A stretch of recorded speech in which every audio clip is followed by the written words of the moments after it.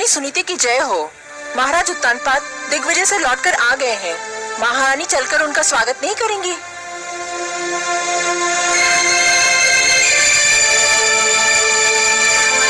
मैं वहां जाकर क्या करूंगी?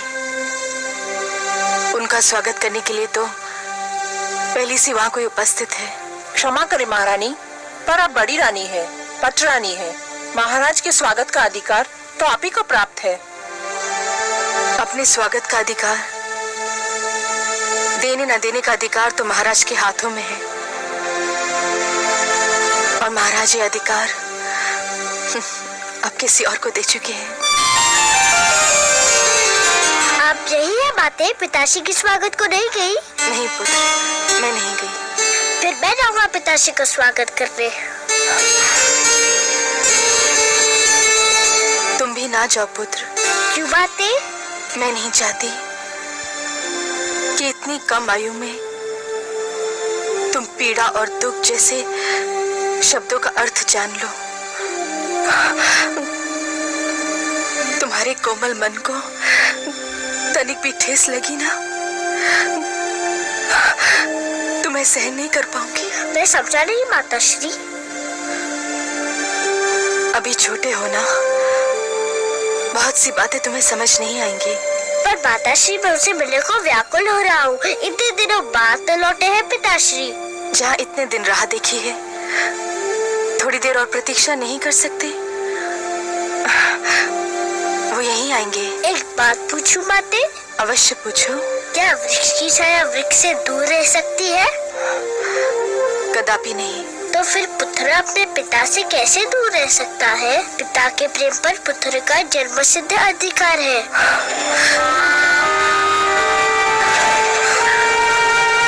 सारा झगड़ा ही तो अधिकारों का है पुत्र ध्रुव।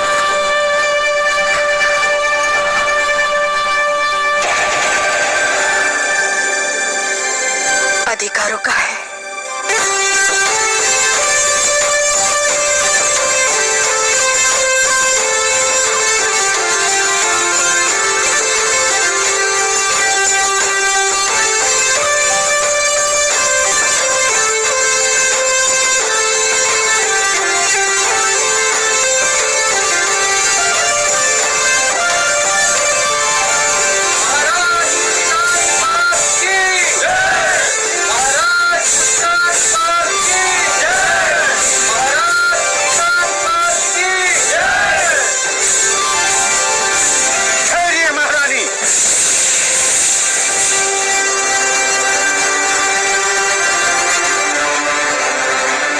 नहीं है।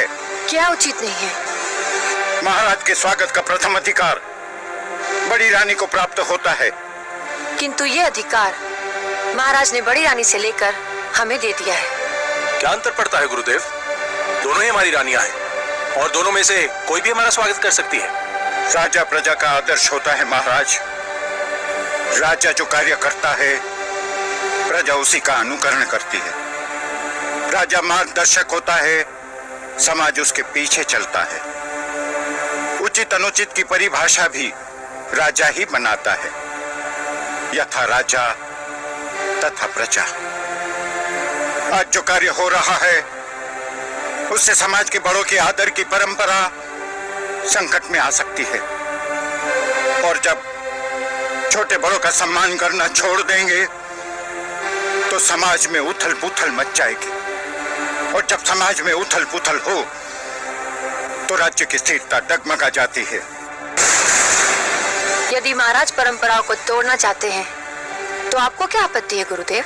परंपराएं हमारे आदरणीय पूर्वजों ने बनाई हैं। उन्हें तोड़ने का किसी को अधिकार नहीं है। तो फिर महाराज का क्या निर्णय है?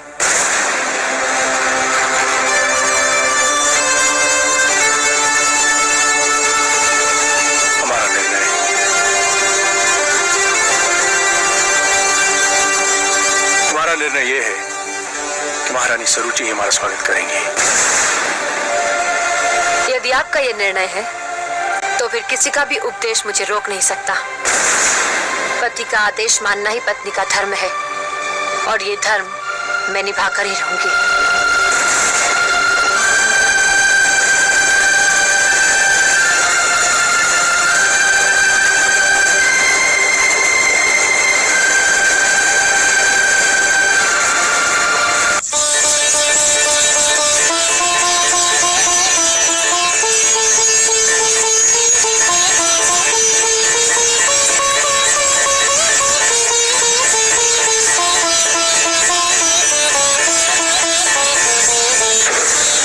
राजकुमार ध्रुव, आप अंदर नहीं जा सकते। क्यों नहीं जा सकता? मुझे पिता महाराज से मिलना है। महाराज का आदेश है कि अंदर किसी को न आने दिया जाए। मैं राजकुमार हूँ और मेरा आदेश है कि मुझे अंदर जाने दिया जाए। सूर्य के प्रकाश को धरती पर पहुँचने से कोई नहीं रोक सकता। पिता और पुत्र के बीच में कोई नहीं आ सकता। हम महाराज के आदेश की अनदेखी नहीं कर सकते। और राजकुमार के आदेश की अनदेखी कर सकते हो? यदि हमने आपको जाने दिया तो महाराज हमें दंड देंगे। अगर तुमने मुझे रोका तो मैं तुम्हें दंड दूंगा। महाराज के डर से तुमको मैं बचाऊंगा, परंतु मेरे डर से तुमको कोई नहीं बचा सकता। पिताश्री, पिताश्री, पिताश्री।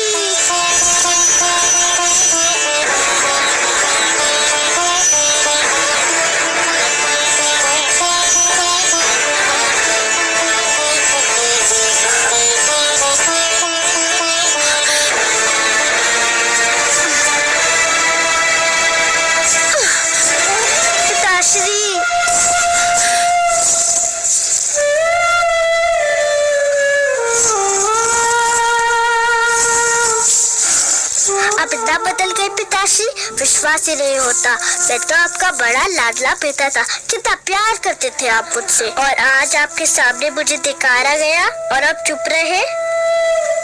जब आप मुझसे लौटते थे तो सीधा माताश्री के पास जाते थे। आपकी बार आप मुझसे मिलने भी नहीं गए, ऐसा क्यों है पिताश्री? महाराज से क्या पूछता है? जाकर अपनी माता से पूछ कि महाराज अब उसके पास क्यों नहीं आते। आप भी तो माता है, आप ही बता दीजिए ना। मैं तो तेरी छोटी माता हूँ। माता छोटी बड़ी नहीं होती, माता तो बस माता होती है। आप स्वयं को छोटी क्यों कहती है? तो सुन, तेरी माता के दिन बीत गए। महाराज को अब उस भिखारन में कोई रुचि नहीं है। मेरी माता भिखारन नहीं है, वो राजभवन की महारानी है। महारानी थी वो, अब नहीं है महारानी। महाराज ने वो स्थान उससे छीनकर मुझे दे दिया है, और जो स्थान तेरा था वो अब मेरे पुत्र उत्तम का है, समझा? उत्तम मेरा छोटा भाई है, उसे जितना भी मिले मुझे उतना ही हर्ष होगा। मैं और कुछ नहीं चाहता, बस पिताश्री का प्यार चाहता हूँ और उसकी गोद में बैठना चाहता हूँ। गोद में बैठने की इतनी इच्छा थी तो तुझे मेरी कोख से जन्म लेना चाहिए था। पर इसमें तो मेरा कोई दोष नहीं माते। दोष तेरा नहीं, तेरी माता का है। पिताश्री, महाराज तेरी कोई सहायता नहीं कर सकते। अब तो भगवान ही तुझे महाराज की गोद में बिठा सकते हैं। जाकर भगवान विष्णु की तपस्या कर और उनसे प्रार्थना कर कि अगले जन्म में तुझे मेरी कोख से जन्म दे और महाराज के गोद में बैठने के योग्य बनाए।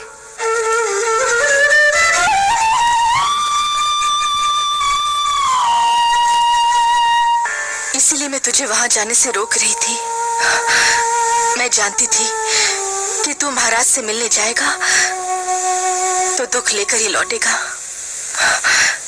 रानी सुरुचि के मन में हमारे लिए जलन और घृणा के सिवा और कुछ नहीं। छोटी मारे जो किया, मुझे इसका दुख नहीं है माँ। दुख तो इस बात का है कि पिताश्री भी बस चुप रहे, उन्होंने छोटी माँ को रोका तक नहीं। वो केवल मुझे भूल गए होते तो मुझे इतना दुख नहीं होता। दुख तो इस बात का है कि वो अपने पिता के धर्म का पालन नहीं कर पा रहे। पिता और पुत्र के बीच में आने वाली वो कौन होती है?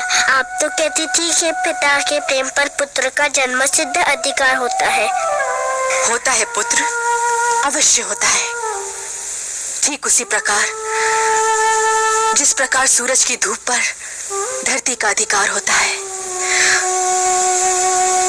किंतु कभी कभी काली घटा यूं सूरज की धूप और धरती के बीच आ जाती है, जिससे सूरज की धूप धरती तक नहीं पहुंच पाती। रानी सुरुचि भी वो काली घटा है जिसने पिता के प्रेम को पुत्र तक पहुंचने से रोक रखा है। मैं तो उनका बहुत आदर करता था, पर उन्होंने आपको भिखारन कहा तो मुझे बहुत बुरा लगा। आश्चर्य तो ये है कि पिताश्री भी इस पर भी कुछ नहीं बोले।